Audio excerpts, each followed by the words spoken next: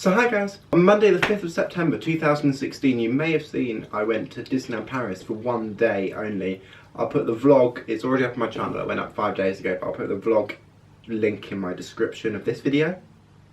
Also apologies for that, I just zoomed out the camera a bit so you can see my full body. But of course with Mickey, Pluto and Olaf here, the video is only going to be about one thing. It's also going to be a Disney related video.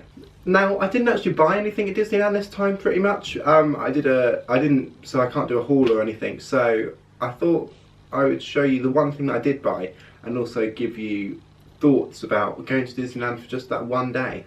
Now, going on to the one thing I did buy, even though I said that I didn't buy anything, I did buy one thing, and that is this tiny little thing, which you won't be able to see from them because it is so small, but it's very effective what I bought. And yeah, here it is. It's only small, but it's really cool. I went for the fantasy one, 179 euros.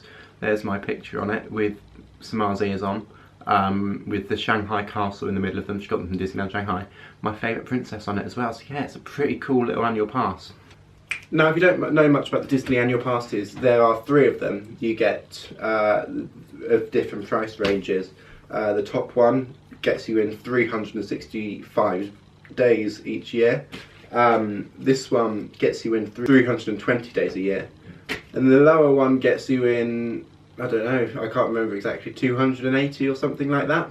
And they differ in price completely, as well as the fact that the most expensive one gets you, I think, 20% off in shops and 20% off in restaurants. This one gets you 10% off in both. They both get you extra magic hours in the park, so they've all got benefits on top of the original price.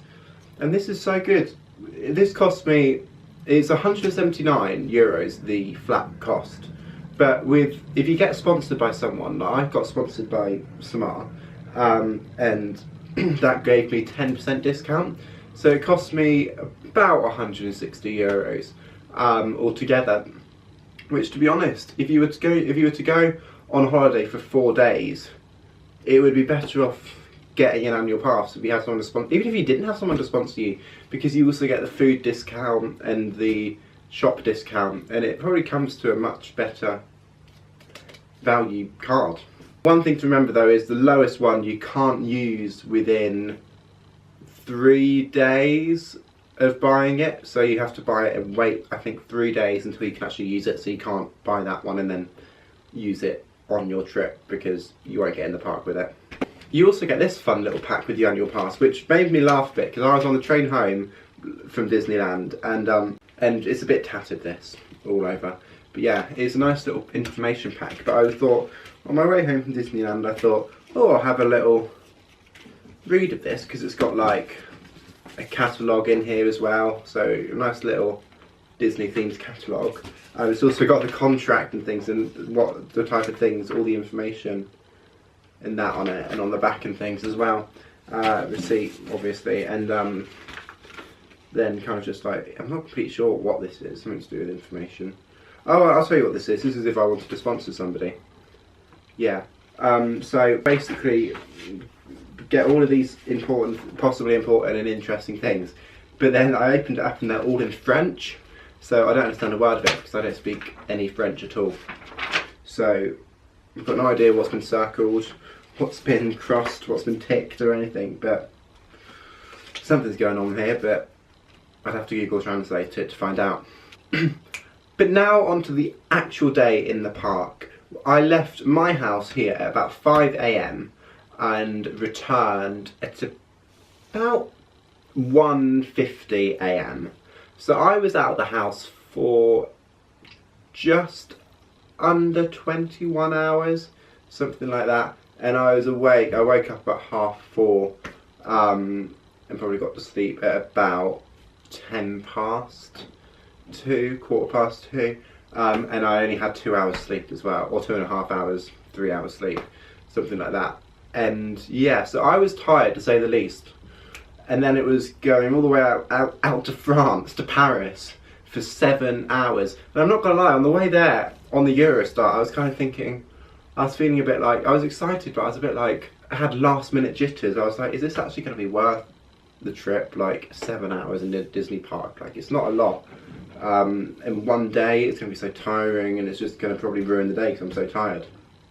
As soon as I got off the RER into the Disneyland station and started to see the Disneyland, the tiredness went, any sort of stress went at all, because I was a bit stressed on the RER because it was the first time I'd ever done it, and I was by myself, so I was a bit stressed of where to get off. But as soon as I got off, it was just went completely. Even though it was raining a little bit, it wasn't like tipping down, it was just kind of, what's the word? Showering? No, it was too light for showering. Just like a light shower. It was still fab because it wasn't cold or anything, it was just warm, and it was quite nice because the rain was kind of refreshing you from the warmth. And yeah, we went in, you'll see, if you watch my vlog, you'll see we went to the Blue Lagoon restaurant, the Pirates of the Caribbean restaurant. We went on Pirates, we did a few different rides in the park, got my annual pass, met a lovely lady there. Went on Autopia, went over to the studios, watched Mickey the Magician, went on Tower of Terror, RC Racer, everything like that. And yeah, so we got so much done. There were so little queues, of course, but we got so much done in those days that it was just so worth it. I would do it again as well. I'd probably even get an earlier train. Like, I'd probably stay in London the night before and then get an earlier Eurostar, so I get there at sort of 10, half 10, and then get 2 extra hours in the park, because I got there at half 12 and left about half 7. So then we did all that in 7 hours. You could do at least 3 more things in the 2 hours before that, I think.